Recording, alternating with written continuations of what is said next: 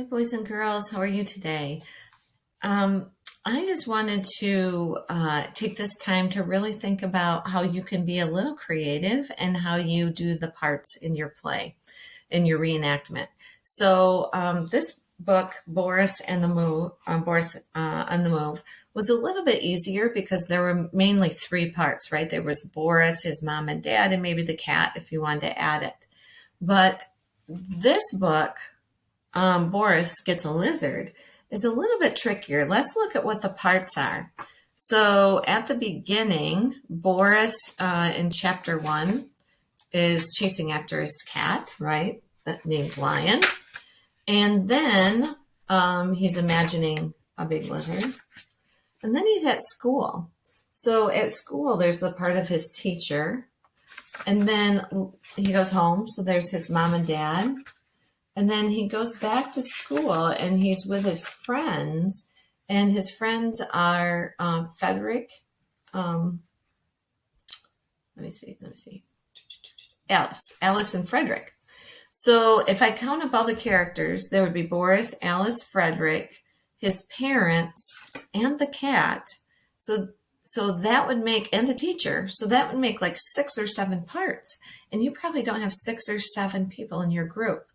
So if we think about it, is there some way that you could get like 3 or 4 people to do more parts? Could the teacher, the person that's the part of the teacher also be one of the parents or one of his friends? Yeah. So what you can do is you can do more than one part. That's one way to solve that problem. Another thing I want you to think about is to switch up the parts. Maybe if you're Boris, give someone else a chance to be Boris another day. And then you become the part of the director or giving suggestions to your group. So 2 things I want you to think about is how you could mix up the parts somehow. And if you don't have enough people, more than one person could do a part. And if you have too many people, then you're going to have more people making suggestions as you act it out of how you could do it. So multiple directors helping out. So boys and girls, be a little flexible and creative on who has what part.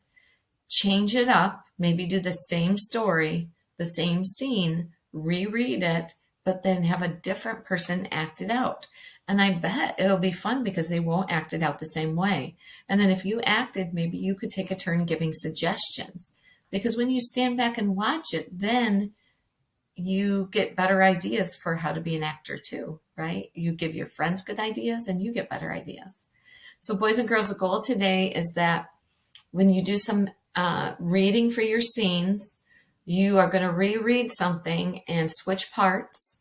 You're going to mix it up a little bit, and you're going to give suggestions and work it out so that everyone is participating.